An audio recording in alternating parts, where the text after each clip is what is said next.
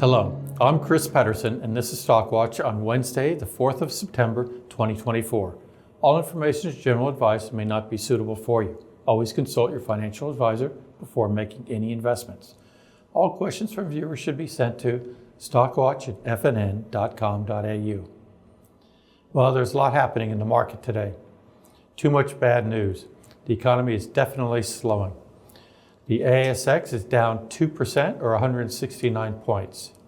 The economy is growing at the slowest rate since the early 1990s. This is less than 1% on an annualized basis. For the quarter, it was 0.2%. However, spending by households is negative. On a per capita basis, the economy is going backwards.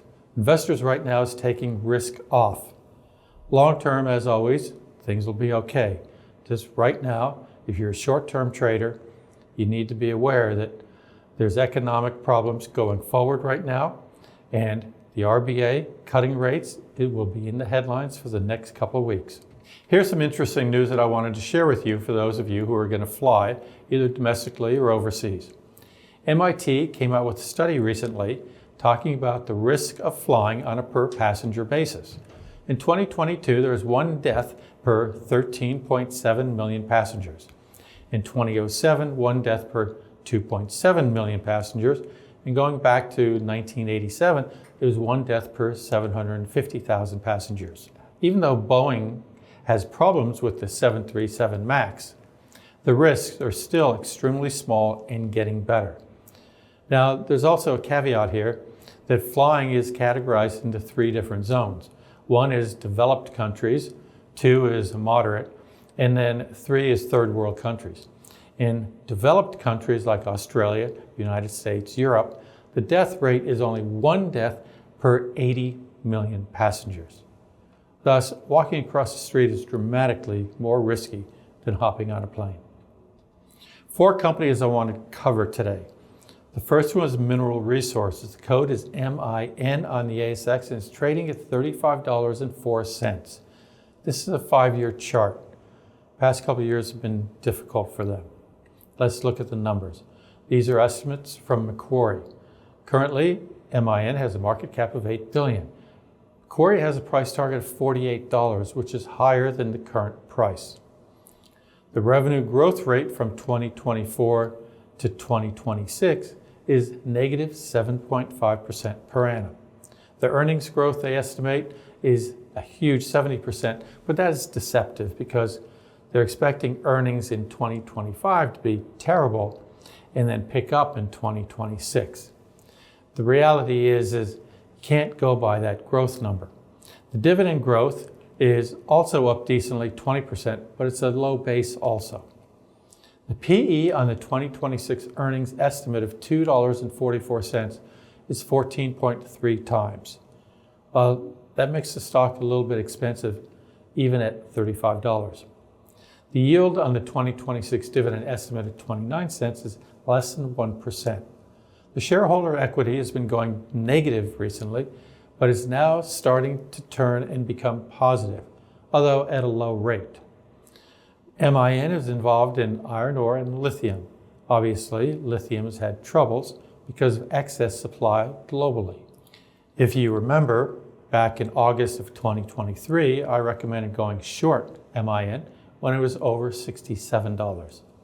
Currently, I would say that it's probably getting close to bottoming out. I would cover half the short. Otherwise, I'd rate it a neutral company at this stage. Woolworths Group. I include this because it's always an important company in the earnings season. The code is WOW on the ASX. It's currently trading at $34.26. Looking at this 5-year chart, it is a very volatile company in terms of price action. The business itself is not all that volatile. So this gives you an opportunity that if you wanted to sell volatility, call options against your shares, you would get a lot of extra income simply because it is more volatile than it should be price-wise.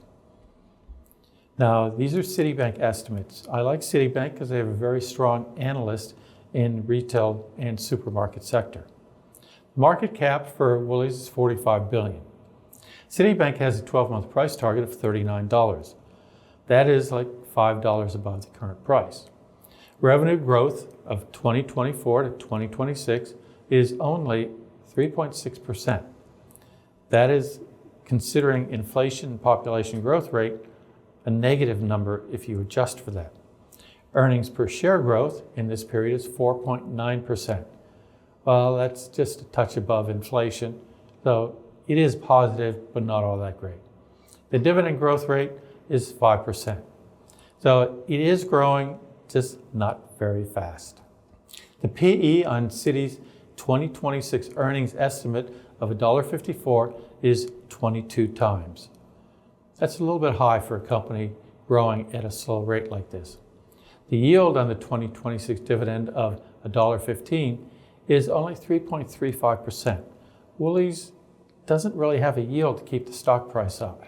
The free cash flow is estimated around 5%, and the payout ratio is 75%.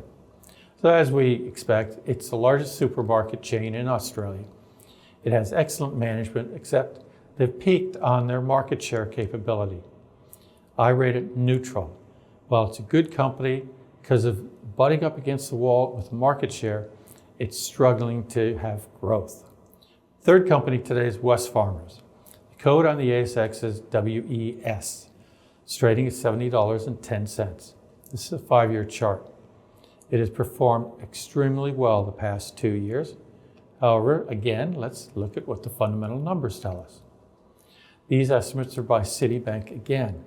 Market cap is $84 billion, so it's one of our larger companies. 12-month price target, they have $61. Well, it's trading at 70. The revenue growth rate from 2024 to 2027 is 3.8% per annum. And the earnings growth is 7.8%, and the dividend growth is 9.2%. The PE on 2026 earnings estimate of $2.58 is 27 times. That's a pretty high PE. The yield on the 2026 dividend estimate of $2.36 is 3.4%. That's an okay yield. Free cash flow is 4%. Payout ratio is a large 91%. I'm not concerned about that payout ratio because they always have a high payout ratio and they always seem to do well in terms of growing their company. As you probably know, Wesfarmers owns Bunnings, Big W, petrol stations, office works, and various chemicals, fertilizers, and industrial safety products. This is also a solid company. However, it's way overpriced. I rate it a sell short term. When it drops, I'd then buy it because it's a good long-term company. Qantas Airways. QAN is the code on the ASX and it's trading at $6.77. I've been pretty bullish on this, and for a while I was being proven wrong. However, it is now solidly over $6. It's $6.77. Let's look at the numbers. Citi estimates again. The market cap is $10 billion. 12-month price target they have is $6.60. So it's just shot past that price target. Revenue growth for each of the next 3 years is estimated only 3.6% per annum. And the earnings growth is 9.5%, and the dividend growth is 8.0%. These are all solid numbers. Airlines are a tough business to be in, but Qantas always seems to do well. The PE on the 2026 earnings estimate of $1.07 is 6.3 times. This is cheap. Qantas always trades cheap though. And there's a lot of reasons to it. One is they don't own many assets. They lease everything. It's a total cash flow business. And they have a lot of expenses and a lot of employment, a lot of maintenance. The yield on the 2026 dividend estimate of 35.5 cents is 5.2%. So that's attractive and will keep the price up as long as they can maintain it. Problem I see here is free cash flow is only 1%. Payout ratio is 31%, which is good because it gives them retained earnings in reserve. They can raise their dividend if they need to or apply it for growth. Qantas is a domestic international airline. 2/3 of its earnings is from domestic travel. 10 years ago, 20 years ago, it used to be reversed. International routes was a big profit center. The brands include Jetstar. I rated a buy half weight. And if you really push me, I'd be more neutral. However, I have faith in Qantas. It doesn't have all that much competition. As always, if you want to learn anything more about things I covered today, send an email request to stockwatch@fnn.com.au and direct your questions to me, Chris Pedersen. I hope the market turns around and ends up by the end of the week.